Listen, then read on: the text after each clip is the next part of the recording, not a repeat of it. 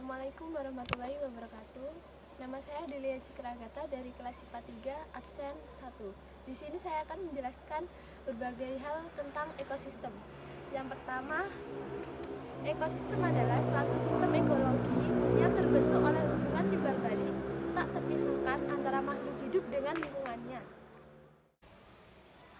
Komponen dalam ekosistem dibagi menjadi dua, yaitu komponen biotik dan komponen abiotik.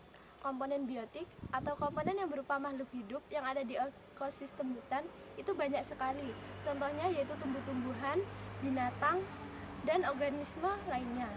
Kemudian komponen abiotik adalah komponen yang tidak hidup. Contohnya yaitu seperti suhu, cahaya matahari, batu, tanah, iklim, dan lain-lain. Kemudian interaksi antar ekosistem. Yang pertama yaitu simbiosis mutualisme. Simbiosis mutualisme ini adalah jenis simbiosis di mana dua makhluk hidup yang berbeda spesies memberikan keuntungan satu sama lain. Contohnya yaitu lebah madu dan tanaman berbunga.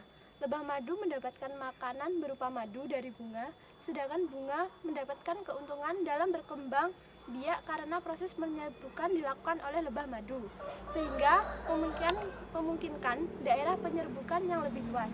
Kemudian simbiosis parasitisme.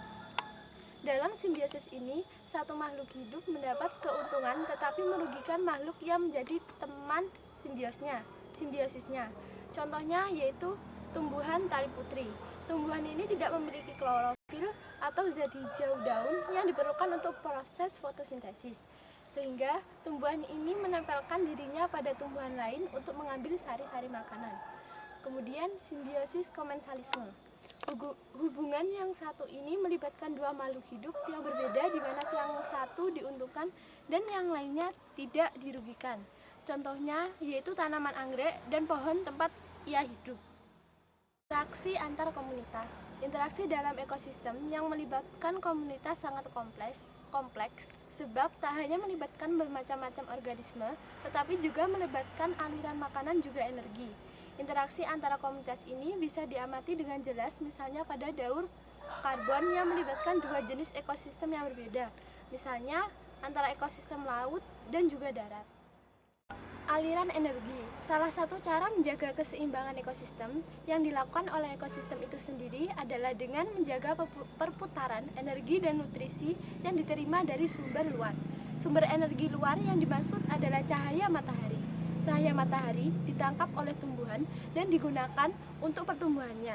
Peran cahaya dalam mempengaruhi pertumbuhan tanaman adalah sebagai salah satu syarat untuk terjadinya fotosintesis. Rantai makanan parasit. Rantai makanan parasit ini terjadi apabila aliran energi terjadi tanpa peristiwa makan dan dimakan, namun terbentuk karena interaksi antar organisme dalam ekosistem dalam bentuk hubungan parasitisme. Contohnya adalah jamur dengan akar pohon. Yang ketiga yaitu rantai makanan pengurai. Rantai makanan yang terbentuk dari organisme Rantai makanan pengurai. Rantai makanan pengurai adalah rantai makanan yang terbentuk dari organisme pengurai. Dalam rantai makanan ini, organisme yang mati bukan berarti energi di dalamnya juga ikut menghilang, namun digunakan sebagai sumber energi bagi pengurai. Organisme pengurai termasuk organisme uniselular. Suksesi. Pengertian suksesi dalam ekosistem adalah proses perubahan dalam komunitas atau ekosistem yang berlangsung secara perlahan dan teratur dalam waktu yang lama, menuju ke satu arah dan menyebabkan pergantian suatu komunitas atau ekosistem oleh komunitas atau ekosistem yang lain. Kemudian jenis-jenis suksesi. Yang pertama yaitu suksesi primer. Suksesi primer yaitu perubahan yang terjadi pada tempat-tempat yang sebelumnya tidak dihuni oleh organisme. Yang kedua yaitu suksesi sekunder, yaitu perubahan ekosistem yang terjadi pada tempat-tempat di mana sudah pernah terdapat organisme sebelumnya, namun dalam perkembangan terhadap oleh halangan seperti kebakaran.